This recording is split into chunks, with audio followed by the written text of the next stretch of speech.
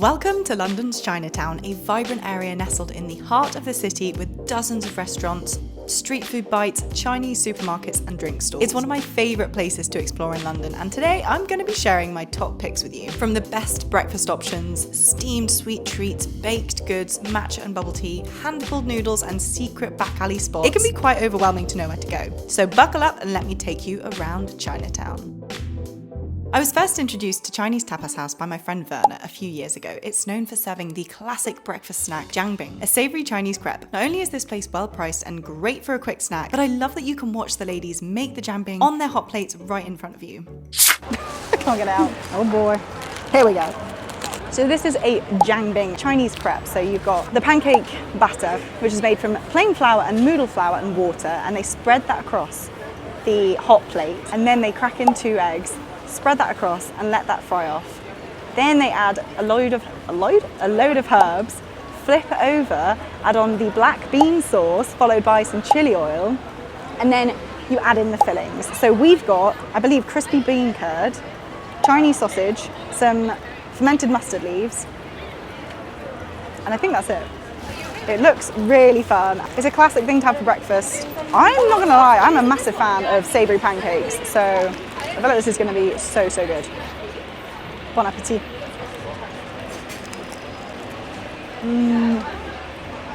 It's spicy, it's salty, it's bouncy but also soft and crispy. And the mustard leaves just give this like lovely little tang, pickly note. I forgot, we've also got the yu chow in there, which is basically like a Chinese donut.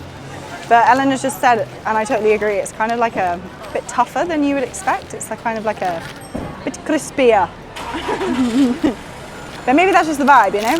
I think I just love the combination of the egg with the crepe batter, and then you've got all the lovely herbs. It's just so fun. And you've got loads of different fillings to choose from. Like there was one person who had like pork belly in it with loads of other meats as well, and it looked amazing. Great way to start the day.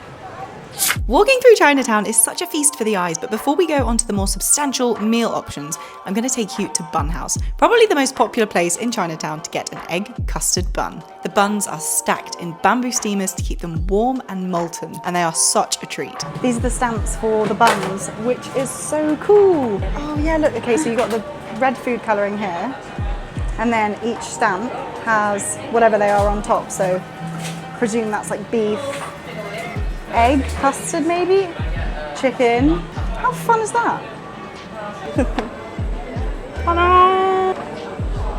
Oh, she's so pretty. So this is an egg custard bun. Oh wow, very sweet, but not in a sickly kind of manner. The leavened dough is so squidgy. It is unbelievably molten inside. I literally feel like it's like a lava. Ready? Gorgeous, gorgeous, wow. gorgeous. I think I'm going to try and bite into it. I don't know how to do it.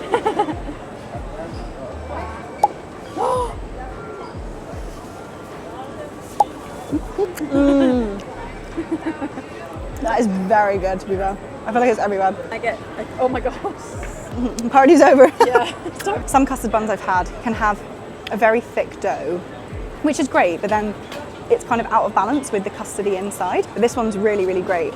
If anything, it's like too liquid, but in the best way. This, my friends, is a must visit. It's the Chinatown Bakery. They have over 80 different cakes, pastries, and breads on offer. They're sweet, savoury, a little mix of the two, and every time I visit, I try and buy something new because there is so much to choose from. So let's go around the store and give you a little tour, shall we? Okay, so we grab a tray.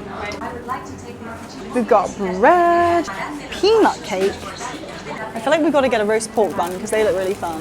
We're just going to do a fun little taste test. Chicken floss sausage pork bun. That is a lot. That's a lot going on. Cocktail bun, chicken floss egg roll, chicken curry bun. Ooh, roast pork bolo bolo. Oh, they're still warm.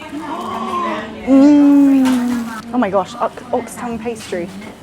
Barbecue pork shao bao, pandan cake. So many things to choose from.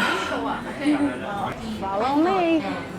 Yeah, okay, we're gonna get a yakult each. Peach or normal? Normal, please.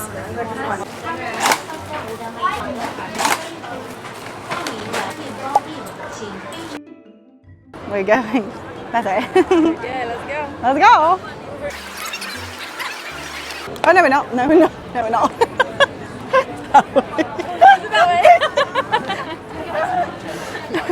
was so funny that you hadn't walked with me. I was like, where? Matcha, a Japanese drink, has soared in popularity over the past few years around the world. And so, as a little drink break, we decided to check out this fancy matcha spot. For those of you who don't know, matcha is finely ground green tea leaves that has a slightly grassy, earthy flavour. And I feel like people either love it or hate it. I personally just love a fun drink, so we chose the strawberry matcha, a special they'd put on, and a yuzu matcha. So let's see how they taste. This is the strawberry matcha. Oh wow. Oh, you get lovely little pops of strawberry. That's really nice. Fresh strawberry. Right, now for the yuzu matcha, which I'm really intrigued by.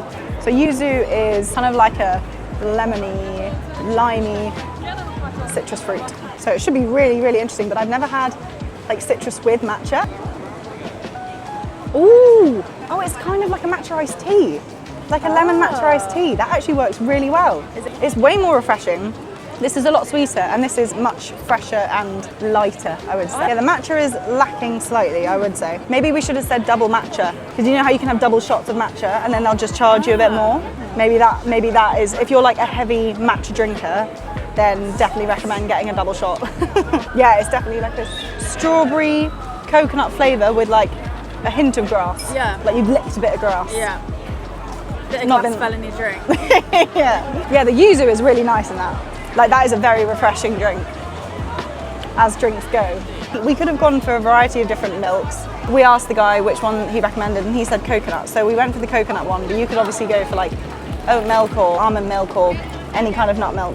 There are plenty of places you can go to in Chinatown for hand-pulled noodles, but my personal favourite is Lanzhou Lamian Noodle Bar. It's just on the outskirts of Chinatown, so it's not overrun by tourists at all. But honestly, they're some of the best noodles I've ever had. They pull them right in front of you, and it is a work of art. You have the option to eat them in a soup, dry or fried, and with a variety of different toppings and flavour options. They have a takeaway option, which I've actually never eaten from before, but the ladies next to us had some stir-fried chicken, and it smelt and looked incredible. They also serve delicious homemade dumplings, but we didn't get them this time because after our noodle fix, we'll be getting our dumpling fix. What's fab about this place is they do hand-pulled noodles, and you've got the Lamian side of it, which is the hand-pulled noodles, and then you've got the Dao Xiao Mian, which is the knife-cut noodles. So we're going to get the sliced beef soup with the hand-pulled noodles. And then, so from the Lamian, which is the hand-pulled noodles, you can get very thin, regular, thick and flat. So we're going to go for the regular one because they're super bouncy and really delish. This is honestly one of my favourite places to come to. I've been here like 5 times. I feel like I take all of my friends here who ever visit London. Thank you so much. Thank you. Wow. We've got some chili oil. Everybody loves some chili. How much? Are you happy with that? Yes, so much. Oh my goodness.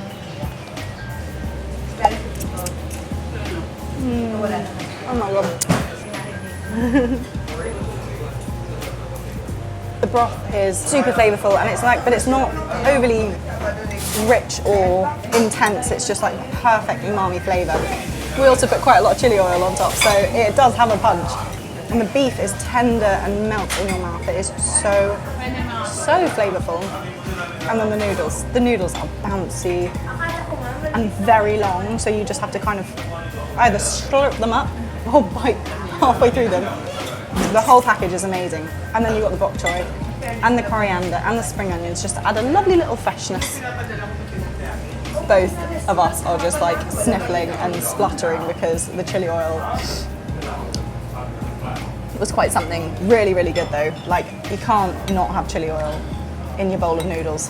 Oh no, I got some on my top. Well, that was inevitable, wasn't it? Vanish, here we come. So this whole bowl was £10.90, which, if you've ever been to London, I think most people would agree with me that that is extremely good value. And also, Eleanor and I have shared this bowl, and I'm like, well fed. Like if someone was like, you can't eat for another few hours, I'd be like, okay, yeah, I love this place, so big fan. And if you have a look at the timings online, they open until 5 a.m. on a Saturday. So after a little bit of a night out, this is like the best post-night out food ever. Slurp, slurp, slurp. Completed it. A short walk to our next spot is one of the oldest restaurants in Chinatown. Opening in 1969, Lido has been a popular establishment for everyday eating, weddings and birthdays. Now the Google reviews aren't fab, but that's because the front of house staff are focused on getting the food out to you, not necessarily being super warm. And anyway, it doesn't even matter because I am here for the good food, and boy oh boy, is it good. Okay, I have a list of stuff that we need to get. Their dumpling list is like so extensive, it's insane. And they have the sheet that you like check everything from. Oh, stunning. We're just going to do that. Steamed pork dumpling. Pom pom. Savoury pork and shrimp croquette. That'll be delish. Okay, we've gone for the Shanghai steamed pork dumplings, which is the xiaolongbao, I believe. We've also gone for the steamed mushroom and chicken buns, the savoury pork and shrimp croquettes, the crispy barbecue pork puff pastry, which I'm very intrigued by, and then the rice starch roll with dried bean curd, pastry and minced prawn, which is a chung fan, which is like the rice rolls that are steamed and then like rolled. So excited! So excited! Yeah, yeah, yeah! Signed and ready to go.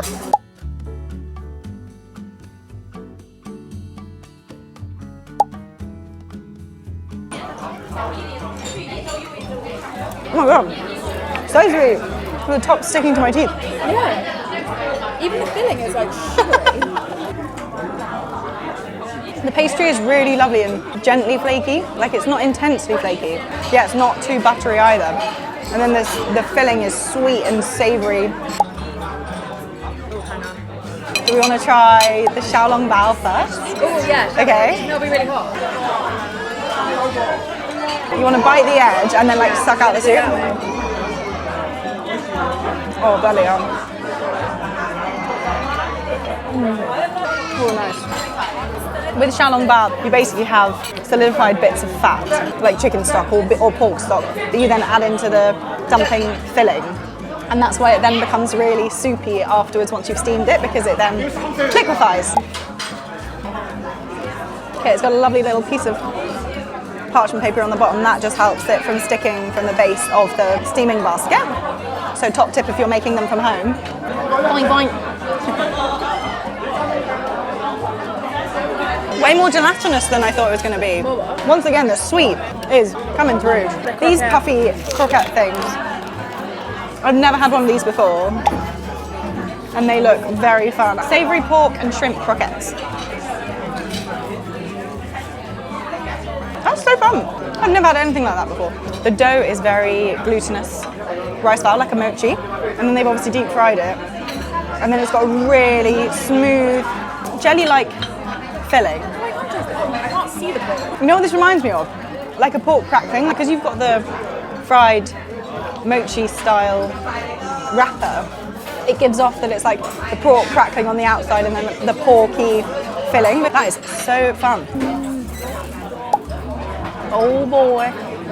Is it good? Yeah. Okay, so chung fun is quite a difficult dish to come by, I would say, like, especially in the UK in general. Like, I feel like it's not really something that people are aware of or people know much about, but it's essentially a rice dough roll that's steamed on a flat tray, and then they put filling in it and then fold it up into this lovely, like a flat cylindrical shape. And this one has like crispy bean curd and shrimp in it, prawns in it. How good? Oh, that flavour's insane. I think it's my favourite. That is delicious. You've kind of got like a slight crispiness from the bean curd. The soft bite of the rice roll is just delicious. The sauce is also fantastic, and then the prawn is just a lovely, another additional bouncy texture with oodles of flavour. Bean curd. The bean curd is really, really good, yeah. I feel like the xiaolongbao and the chung fan were the most savoury dishes we had. And then the chicken and mushroom steamed bun and the puff pastry crispy char siu bao were quite sweet. Now time to take you down a narrow alley to show you an absolute gem in Chinatown, Lo's Noodle Factory. Apparently they supply their ho fun, aka silky, soft rice noodles, and chung fun to 95% of Chinatown's restaurants. That is wild. Now I wasn't allowed to film any of the inside, so make sure to go check it out when you next visit. They have their products and price list in the corridor, and also make sure to take cash because they don't accept card. Thank you so much. Thank you. Bye. Wow. Hello, it is the next day, and I thought it would be fun to go through all of the little bits and bobs that we got at the Chinatown Bakery because everything looked so good.